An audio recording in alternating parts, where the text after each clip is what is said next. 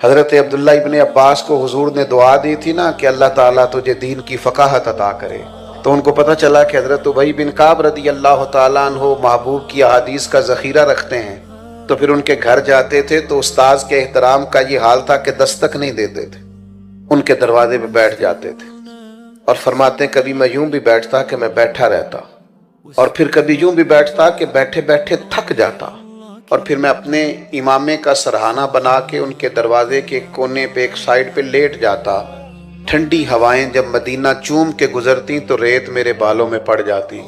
فرماتی میرے استاد حضرت ابی بن کعب اپنی مرضی سے باہر آتے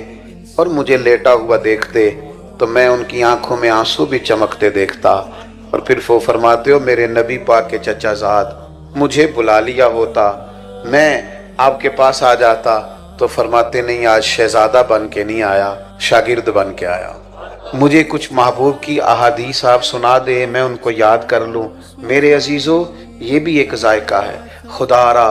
کوئی ایسی ویڈیو نہیں بچی جو ہم نے نہ دیکھی ہو، کوئی ایسی نئی داستان نہیں جو ہماری نظروں سے نہ گزری ہو، یعنی ابھی کسی نے تصویریں چڑھائے 5 منٹ نہیں گزرتے ہم دیکھ بھی لیتے ہیں، ایک دوسرے سے پوچھ رہے ہوتے ہیں جناب وہ کیا بنا، اور میری طرح کا کوئی شخص اگر کہہ دے میں تصویریں دیکھ نہیں سکا تو کہندے لو تسی ساڈیاں تصویریں ہی نہیں تکیاں،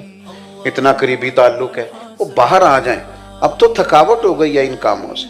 اب تو بعض اوقات طبیعت پہ بوجھ بنتی ہیں بعض چیزیں، عملی زندگی میں آئیں، کتاب و سنت کا شوق پیدا کریں۔ تھک گئے ہیں لوگ مال کما کما کے،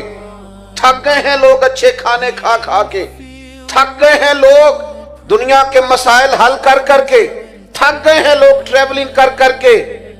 اب وہ لوٹنا چاہتے ہیں رسول کریم کے قدموں کی طرف۔ بے چینیاں بڑھ گئی ہیں، پریشانیاں بڑھ گئی ہیں، ذہنی آوارگی بڑھ گئی، حالات کنٹرول سے نکل رہے ہیں، دنیا واپس گنبد خضرا کی طرف لوٹنا چاہتی ہے، دینداروں کی ذمہ داریاں بڑھتی جا رہی ہیں، انہیں دینی ذوق اور دینی علم کے فروغ کے لیے جدید تقاضوں کے مطابق منظم جدوجہد کرنی پڑے گی۔